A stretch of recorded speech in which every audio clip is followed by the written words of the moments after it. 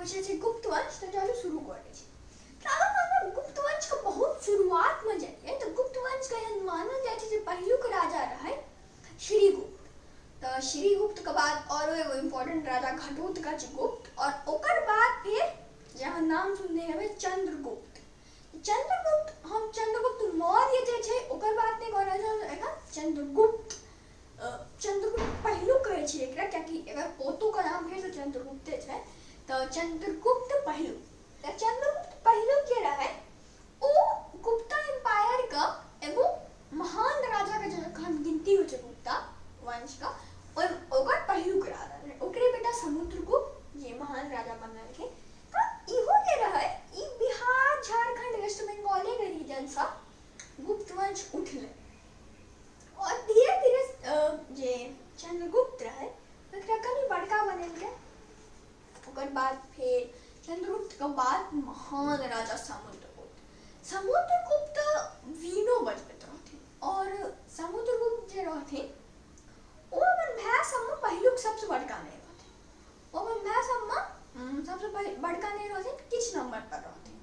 त हुनकर जे बड़का भाई रहे ओ सोचले रहे जो हम राजा बनो लेकिन फिर चंद्रगुप्त नीक सा सोच समझ कर समुद्रगुप्त की योग्यता देख कर उनका राजा बनलखिन। और ओकर बाद फिर सबसे बड़का भाई रहे ओकरो गुस्सा में आब कर ओकर सबको दुश्मन के पास गेले और दुश्मन से दोस्ती होकर अटैक केलकै लेकिन समुद्रगुप्त ओहि टाइम अपन टैलेंट देखेलखिन और हरा देलखिन। हम छोटे सन दुश्मन रहे ओकर बाद फिर धीरे धीरे समुद्रगुप्त बड़का होइत गेलखिन उनका राज्य बड़का होइत गेलै। उनका बहुत ओ शांत रहथिन और एहनो नहीं कि अगर क्यों हम सब बदमाशी कर रहे हैं तो हम बदमाशी सहब मतलब कोनो राज्य अगर तनिको बदमाशी करे सीधे हरा देते हैं। बहुत आगू तक लोग गेलखिन समुद्रगुप्त सब। उन समय इतो जे छले शाका राज्य उठैत रहे। शाका एगो छोट सन राज्य रहे जे बाद में समुद्रगुप्त का बेटा उनका हरेत। तो समुद्रगुप्त एतो तक पहुंचल न शाका धीरे धीरे बढ़ल। समुद्रगुप्त बहुत नीक से राज्य केलखिन और नवीनो बजना बहुत पसंद रहे जना हम बतेनो। फिर उनकर जे वाइफ रहथिन ध्रुवा देवी उनका से उनकर बियाह भेलै। और बाद फिर धीरे धीरे समुद्रगुप्त बूढ़ भेलखिन मरलखिन और ओकर बाद फिर उनकर बेटा रामगुप्त राजा बनलखिन। रामगुप्त जे रहे वो एक नीक राजा नहीं रहे। तो ओकर बाद फिर एक दिन रामगुप्त का पता नहीं कोनो हादसा से मृत्यु भ गेलै। तहन फिर चंद्रगुप्त दोसर राजा बनले ओकर नाम फिर विक्रमादित्य रहे। पढ़ले ताकि उहु अपन पप्पे जगह बहुत बढ़िया राजा रहे। ओ शाका जे उठले शाका बहुत शाको एगो बड़का प्रोमिनेंट राज्य रहे और ओकर बाद फिर बलवान हो गए। और ओकर बाद फिर शाका सब पूरा तरह से ब्लॉक एक जगह वो सब जहाँ एगो कैंपेन करत रहथिन तहन शाका सब ओकरा सबके पूरा तरह से ब्लॉक कर देलकै।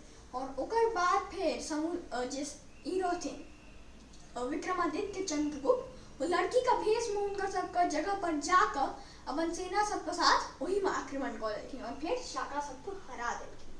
तो नहीं है गुप्त वंश जे रहे ओकरा इंडिया का गोल्डन एज से हो कहल जाय छै। तब क्योंकि ओइमे बहुत विकास भेलै जे आर्ट कल्चर रहे इंडिया को ओ बढ़लै बहुत मूर्ति सब ओइ समय के एखन तक छै यानी ओइमे जे मटेरियल यूज कैल गेल रहे ओ सब एते ड्यूरेबल रहे कि एखन तक चललै। एकर बाद फिर आर्ट कल्चर बढ़लै डांस सब बढ़लै ओइ समय में और ओइ समय में जे इकोनॉमी रहे इंडिया का ओइयो में वृद्धि भेलै। लेकिन किछ जे विक्रमादित्य चंद्रगुप्त के बाद राजा सब धीरे धीरे वीक होइत गेलै। राजा सब वीक होइत गेलै तो बाहर सब जे वेस्ट से हमेशा बहुत अटैक होइत रहे एगो अटैक भेलै और फिर गुप्त वंश का नाश हो गया। गुप्त वंश के जो नाश भेलै धीरे धीरे दोसर राज्य सब उमड़लै वैसे एगो वर्धन वंश रहे। ओइ पर हम किछ दिन में वीडियो बना। आशा है सबके वीडियो नीक लागल है। धन्यवाद।